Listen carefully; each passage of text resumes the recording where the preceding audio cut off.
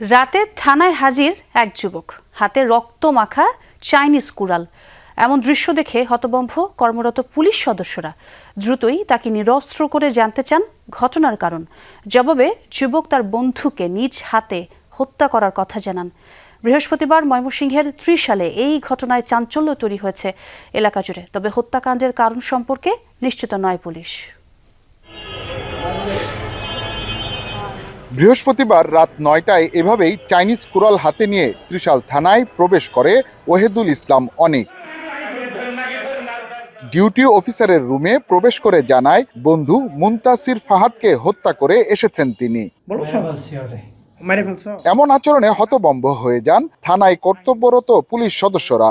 তাজা রক্তাক্ত কোরাল সহ হাতে নিয়ে সে ডিউটি অফিসারের রুমে এসে বলে, স্যার আমাকে অ্যারেস্ট করেন, আমি একজনকে খুন করে আসছি। কোথায়? নজরুল একাডেমির মাঠে পাশে। অনিক ও ফাহাদ বাল্যবন্ধু।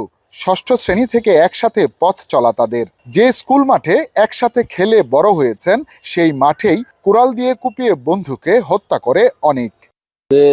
মারছে সে নিজেই স্বীকার করছে যে আমি তাকে এই চাপাতি দিয়ে কুবাইয়া মাইরা রেখে আইছি। এটা তো আর কোনো সাক্ষী প্রমাণের কোনো ইয়াই রাখে নাই। সরাসরি একজন হত্যা করে সে থানায় গিয়ে বলতেছে যে আমি হত্যা করে আসছি, আমাকে অ্যারেস্ট করেন। এর আমি সর্বোচ্চ শাস্তি দাবি করছি, ফাঁসি চাই। সব ঠিক থাকলে ৭ ডিসেম্বর মালয়েশিয়া ফেরার বিমানে ছেলেকে তুলে দিতেন বাবা। এখন এসেছেন ময়নাতদন্তের পর ছেলের মরদেহ নিতে। যেভাবে বিচার হয়, ফাঁসি হয়, জহিরুল তার বাপ যে এটা তো হ্যাঁ এটাতে অনুমতি তো আছে। নৃশংসভাবে তাকে এখানে ৫-৬টা কুড়াল দিয়ে আঘাত করা হলো, তার গাড্ডা মোটামুটি অর্ধেক পর্যন্ত চলে আসছে। ফাহিম মালয়েশিয়ার একটি ইউনিভার্সিটির শিক্ষার্থী ছিলেন। বিশ্ববিদ্যালয় বন্ধ থাকায় প্রায় ৪ মাস ধরে তিনি দেশে অবস্থান করছিলেন। হত্যার ঘটনায় ২ জনের নাম উল্লেখ করে মামলা হয়েছে, তবে হত্যার কারণ এখনো জানা যায়নি। তাদের ভিতরে বিভিন্ন বিষয় নিয়ে পূর্বশত্রুতা বিরাজ করছে, ইতিপূর্বে মারামারির ঘটনাও ঘটছে।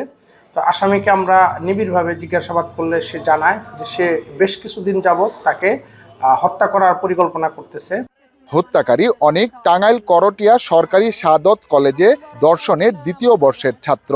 তাকে কারাগারে পাঠিয়েছে পুলিশ। হুসাইন শাহিদ, যমুনা নিউজ, ময়মনসিংহ।